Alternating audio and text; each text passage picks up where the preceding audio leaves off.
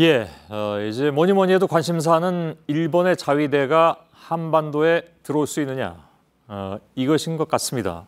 사실 저렇게 통과시켜놓고 다시 되돌린다는 것은 물 건너간 것처럼 보이기도 하는데, 그래서 더욱더 자위대가 한반도에 개입할 수 있느냐, 이것이 우리에겐 가장 큰 관심사인 것 같습니다. 하나하나 짚어보도록 하겠습니다.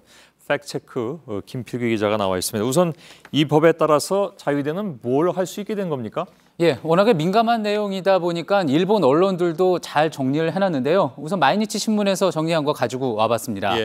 자, 우선은요, 어느 지역에 분쟁이 나서요, 다국적군의 군함이 지금 저렇게 이제 일본 근처 다른 영토로 해서 경계에 들어갔습니다. 그럴 때 기름이 다 떨어져서 해상급유가 필요하다고 하면은 과거에는 안 되는데 일본 자위대가 직접 가서 도와줄 수가 있는 겁니다.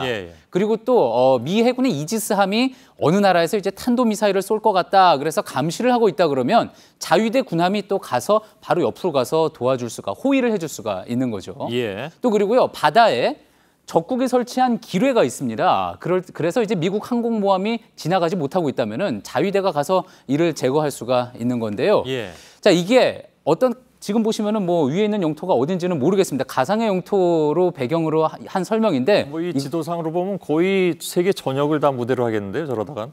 그렇게 해가지고 해놨는데, 만약에 이 부분을요, 한반도로 딱 바꿔놓으면은 유사시에 이런 경우들이 다 벌어졌다고 했을 때 우리 영해에 들어올 수 있다는 가정으로 이어질 수 있는 겁니다. 근데 우리 영해나 영공에 들어오려면 우리 정부의 동의가 있어야 된다라는 얘기가 지속적으로 나왔잖아요.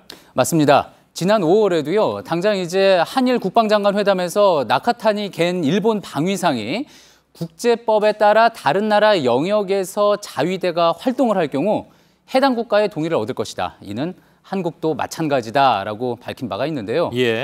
하지만 이번 법안을 보면은요, 자위대가 나설 수 있는 조건으로요, 지금 보시는 것처럼 일본의 존립이 위협받고 또 국민의 권리가 기본적으로 위협받는 경우라고만 해놨습니다. 그러니까 공격받은 국가의 어떤 동의나 요청이라는 조건은 쏙 빠진 거죠. 그러니 우리 의사와 상관없이 일본 군대가 한반도에 들어올 수 있는 것 아니냐라는 그런 우려가 더 커지게 된 겁니다. 그러니까 이번에 통과된 그 집단 자위권 행사 조건을 보면 일본의 존립이 위협받고 일본 국민의 권리가 위험한 상황, 이렇게 했습니다. 그러면 중요한 것은 저걸 누가 판단하냐 하는 문제죠? 그렇습니다. 저 판단에 있어서 의회가 개입할 여지가 있기는 한데요. 결국은 최종적으로는 총리의 판단에 맡길 수밖에 없는 겁니다. 그래서 이거 너무 자의적인 거 아니냐라는 지적이 일본 언론에서도 제기가 되고 있는데요. 자, 특히 그렇게 국민의 안위가 위협을 받는 상황이다라고 판단이 되면은, 예를 들어서 납북된 일본인을 일본 정부가 이제 일본군이 구출을 하겠다고 해가지고 우리 정부의 동의 없이 북한으로 자위대를 보낼 가능성도 제기가 되는 거고요.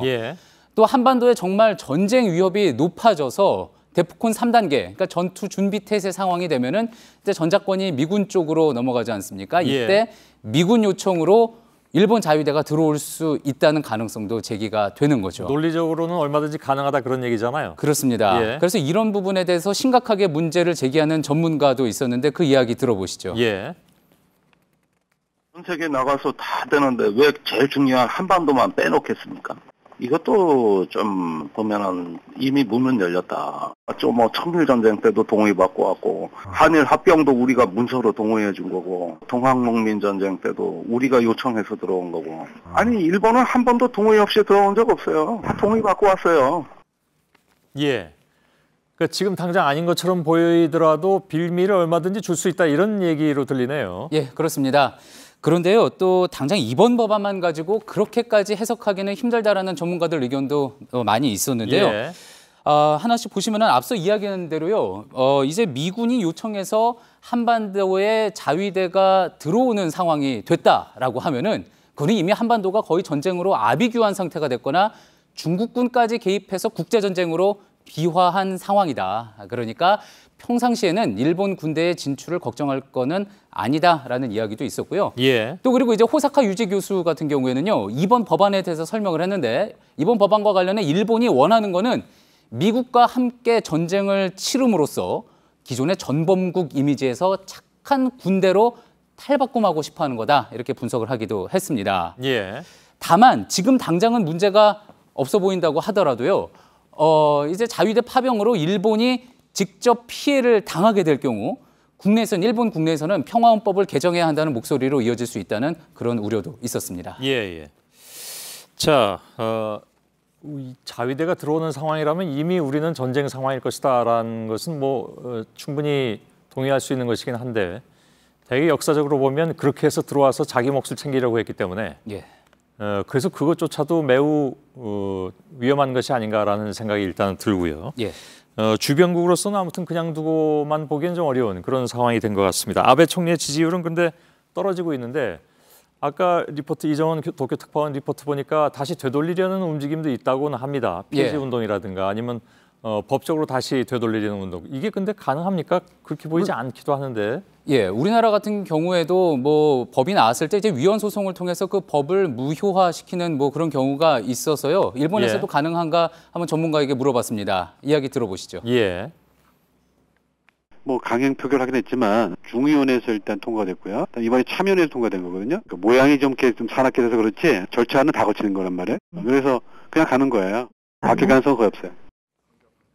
이분은 아예 바뀔 가능성이 없다 이렇게 못 박아버리시는군요. 그렇습니다. 조금 더 설명을 드리면은요. 일본은 이제 우리의 헌법재판소가 없습니다. 대신 이제 대법원 같은 최고재판소가 있는데 당장 그래서 위헌 결정이 날 수는 없고요. 또 절차도 복잡하다고 합니다. 결국은 정권이 바뀌어서 다른 당이 이제 다수당이 되면은 지금의 야당이 다수당이 되면은 의회에서 이 법을 폐기하는 방법이 있기는 한데 이 역시 가능성이 높지는 않은 거고요. 오히려 내년 7월 참의원 선거에서 자민당이 3분의 2 이상 의석을 차지하게 되면은 이제는 아예 평화헌법까지 바꿀 수 있게 돼 문제는 더 심각해질 수도 있습니다. 우리가 정말 정신 차리고 잘 대응해야 할 시점이 그래서 바로 지금부터라는 게 대부분 전문가들의 지적이었습니다. 팩트체크 김필기 기자였습니다. 수고했습니다.